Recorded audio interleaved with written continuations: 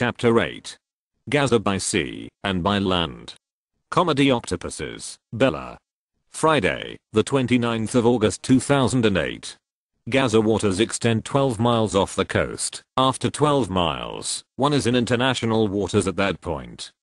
However, Israeli gunboats regularly patrol the waters at the 6-mile point, shooting at any boats that cross this line. They say they are imposing this limit. Our Greek friends find this particularly upsetting, because throughout thousands of years, the Mediterranean was always free for its entire people to sail until now.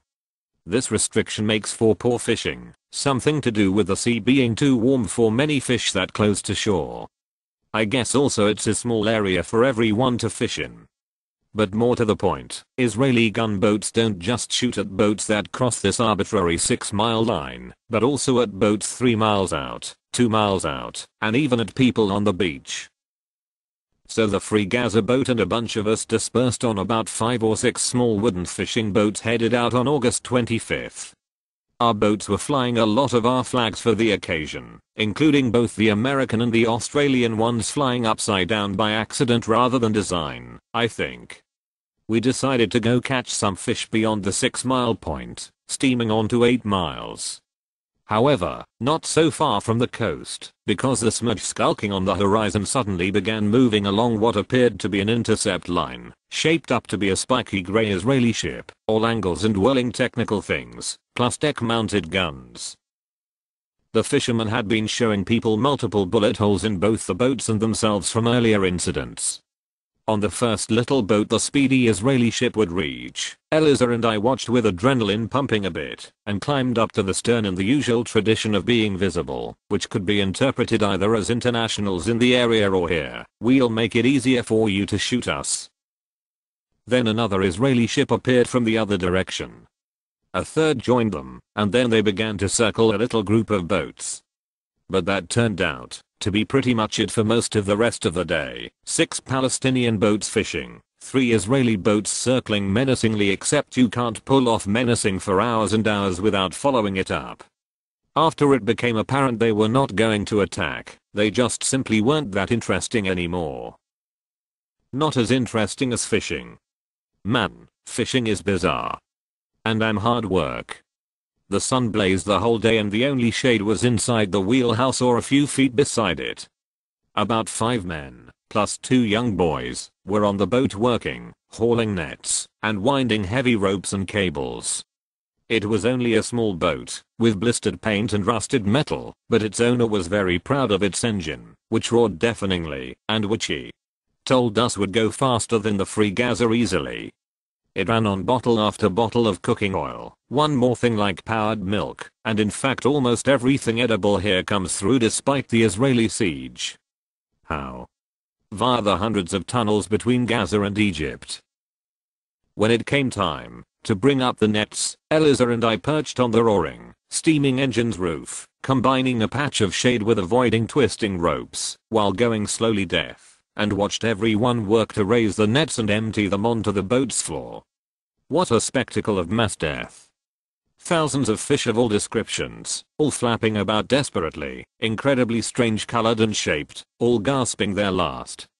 Disoriented crabs and small bemused octopuses, octopi, clambered over one another in slow drunken bewilderment, at which I wanted to laugh, but couldn't, since most were living their last moments. The 2 boys slipped about among the fish, examining the odder ones, and throwing the occasional one back. Something flounder-like had this lucky escape after a long study, and the boy smiled at Eliza's and my obvious relief, that at least one sea creature got to live to swim another day. A blackened cooking pot and gas cylinder contraption, lit blithely by the youngest boy, provided tea and coffee, and later in the day a big fat fried fish each for me, and Eliza, and lots of little fish for the fishermen, no doubt the non-salable ones, for lunch. It was the best fish I had ever tasted. During the day we had been alternating with the captain on the VHF radio, liaising with the other English speakers, and eventually the Free Gaza had to call a halt to things, because of limited fuel.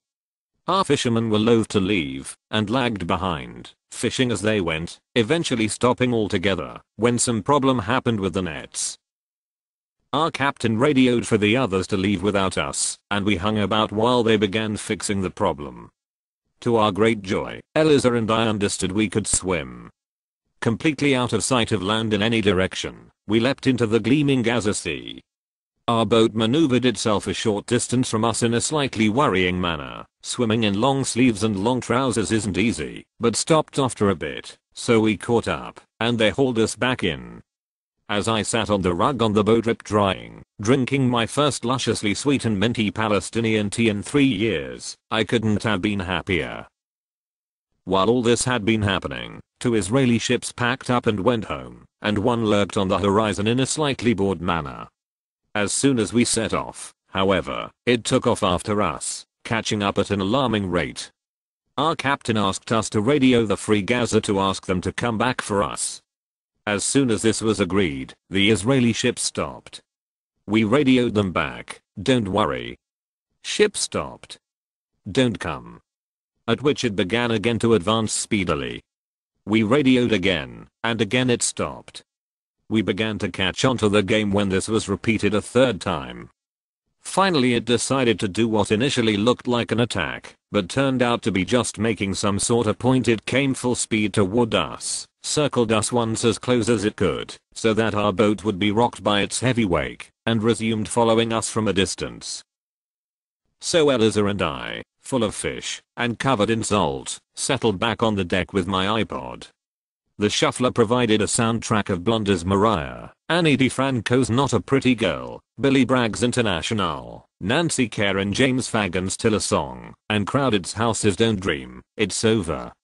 Occasionally one of us would open an eye, squint toward the Israeli ship, announce, "Nope, gun still not pointing at us." "That's nice."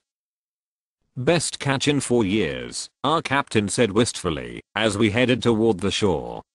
Finally we caught up with the other boats, which were waiting to arrive in port with us. As we pulled in, we watched all the seasick sunburned journalists being helped off the Free Gaza. Vic waved at us from the deck, shouting "Free Gaza, 2 and Israel, 0. Gaza from north to south." Dr. Bill. Some would say the limited cargo we could bring onto small Greek fishing boats that sailed to Gaza was largely symbolic, a drop in the bucket in terms of Gaza's greater needs. This is certainly true in terms of the overwhelming humanitarian needs being deliberately denied to 1.5 million human beings. Some of the more cynical of Israel's apologists have gone as far as to claim our mission is nothing more than a big publicity stunt. But for over 100 young children at the Atfaluna Society for the Deaf in Gaza City, our mission will make a world of difference, the gift of hearing. That's about how many hearing aids we brought on the boats as gifts, donated by the California-based Palestine Children's Welfare Fund. Such high-tech devices have been deemed a security threat to the state of Israel. So many Gaza children have been denied the ability to hear. There are hundreds of Gaza's children who are deaf because of the usual congenital causes and 2 infections. But there are also many who suffer hearing loss because of acute severe noise exposure. There are bombs and artillery shells. And then there are loud explosions due to low-altitude sonic booms from Israeli fighter jets that have flown immediately overhead in efforts to collectively scare the population. It is always much easier to devastate than to heal. There are children in Gaza who will spend years suffering the consequences of some reckless Israeli F-16 fighter pilot's joyride. For the surgical crew at Al-Orda Hospital in Jabalia, our mission will mean that several necessary operations can now proceed thanks to new stocks of anesthetic supplies that have been in short supply. For patients who use a clinic in Beit Hanan, they will now be able to get an electrocardiogram in their own clinic instead of having to travel to the hospital. This is courtesy of some benevolent physicians in Greece who financed 2 machines. A second ECG machine will be delivered to another small clinic in need. These are only a few small gestures in the greater scheme of things, yes.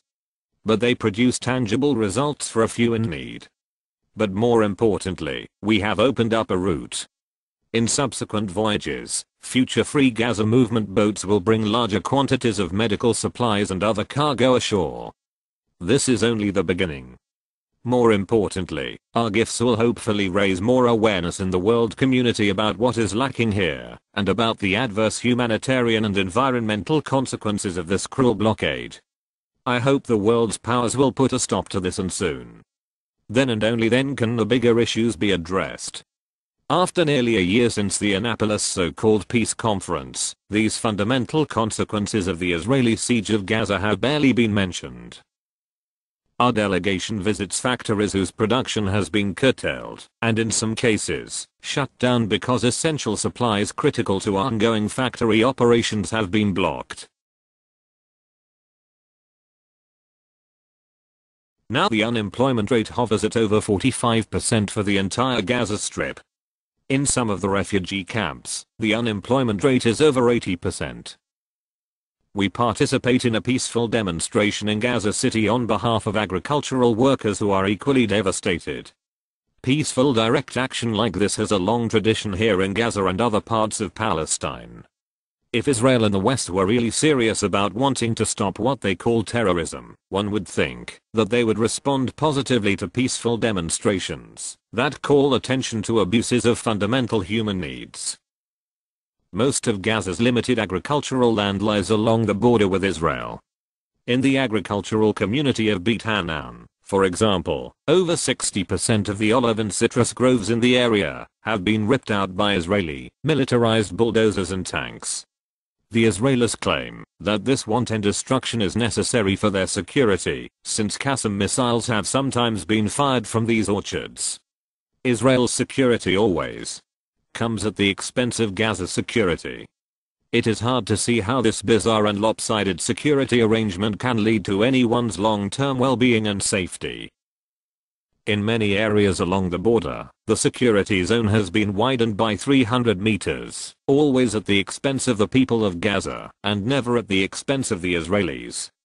Valuable farmland becomes a no man's land. Palestinian farmers are often shot at from Israeli positions on the other side of the borders, while they are trying to tend to their crops. Then when it becomes time to export the crops, attempts to earn a living are further undermined. Time-sensitive perishable products of farmers like carnations or fresh strawberries wither away while sitting for too long at the border. Israel deliberately delays their transport and exports are denied to these farmers.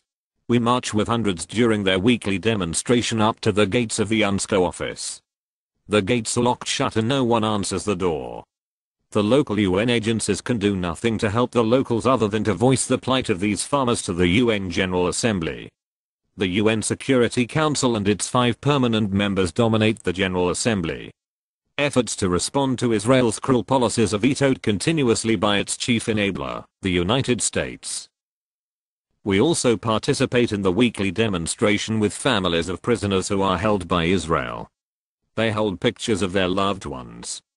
Some have been imprisoned for more than 10 years without due process. There are over 11,000 Palestinian prisoners languishing in Israeli jails. These family members protest non-violently here in Gaza City every week demanding to be heard. When will the outside world ever listen? Next, our bus, filled with Free Gaza Movement passengers and local Palestinians from our host groups, heads south toward the city of Rafah, which borders Egypt. We want to get an assessment of the current situation there. There is no way of telling by casual observation, but this main north-south road, Salah al-Din, is a part of one of the oldest thoroughfares in human history. It has been called different names over the millennia, but it been a part of the main highway that follows the coast between Morocco and Turkey for over 5,000 years. Unfortunately right now, it is virtually impossible for Gaza's local citizens to travel any further than the 40 kilometers between Beit Hanan in the north and Rafah in the south.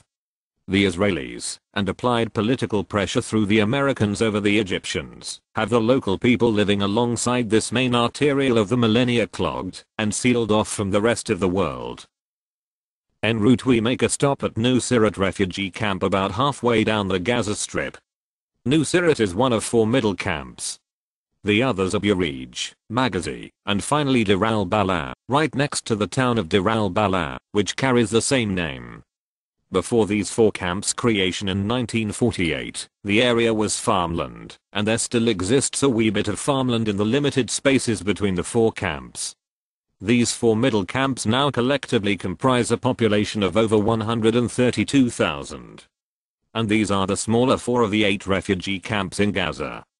Jabalia camp north of Gaza City has 107,000 people. Beach camp has around 81,000. Rafah camp has over 97,000, and Khan Younis camp nearly 62,000 inhabitants. The populations of these camps do not include the larger cities and smaller towns that surround them.